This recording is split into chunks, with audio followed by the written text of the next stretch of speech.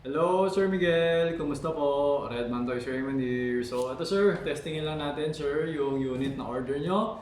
The EMG Talon Tactical Innovation 2011 Pit Viper. Okay? Or also known as the John Wick 3 pistol. Ay, sorry. John Wick 4 pala to. Yung John Wick 3, yung Combat Master pala. Okay. Nalito na ako. John Wick 4 pistol, okay? So ito yung ginamit ni John Wick, ito sa part 4, okay? So this is the standard size, no? Same size with the original gun sa movie, okay? Kasi meron ibang unit, yung isa yung made in China na army armament, ano siya, oversize, mas mahaba yung slide niya. Hindi siya original size. Ito yung original size, no? Okay, so yun. Tapos, ito yung magazine. Okay, so ito yung magazine na minodify natin yung butas kasi nga maliit yung butas. Hindi ko alam ba't di nila naisip yun, no? So, kailangan ko pa, hinahanap ko pa yung talim para baranahan natin to para lumaki yung butas, okay?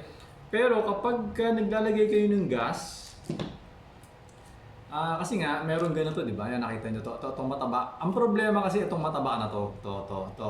Ito, walang problema dyan. Ito yung problema. So, itong maliit, ito, yung tip, pumapasok talaga siya kahit na doon sa original.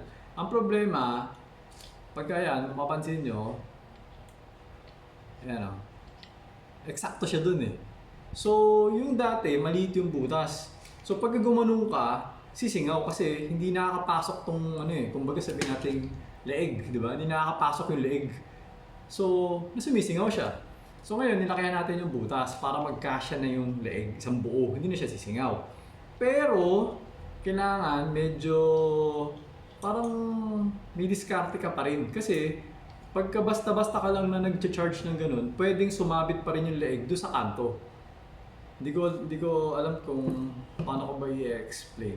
Kumbaga, parang ito yung butas. Di ba? Ganyan yung butas. So, kailangan sa gitna yung ano mo, yung needle mo, gitna. Kasi pag ito gumanon sa gilid, sasabit pa rin siya sa kanto.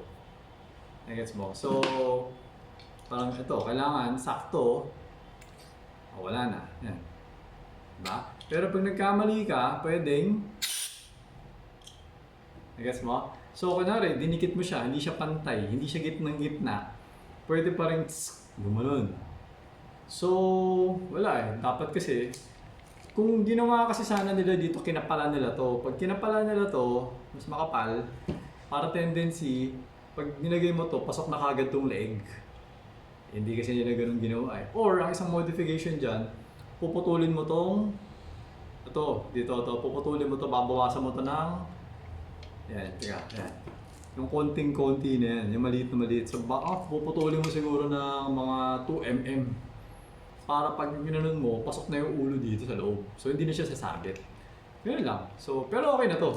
Yun nga lang, medyo didiskartehan mo lang yung pag nag-charge. Kasi kailangan sigurado nasa gitna talaga. Para hindi sumasabit. Okay? Okay. Okay. So, yan. Lagyan na natin ng gas, no? So, lagyan na natin ng bala. Dapat talaga mas makapal, tapos mas malaki.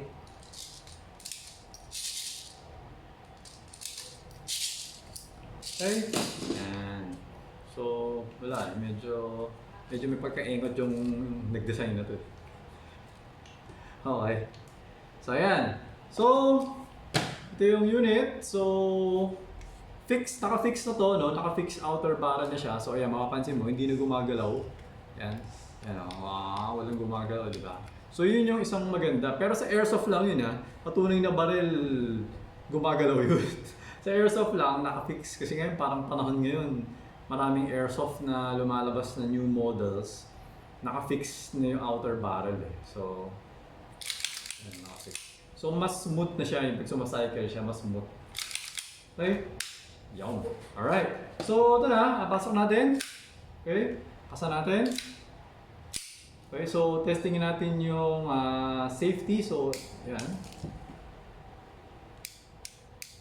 Okay.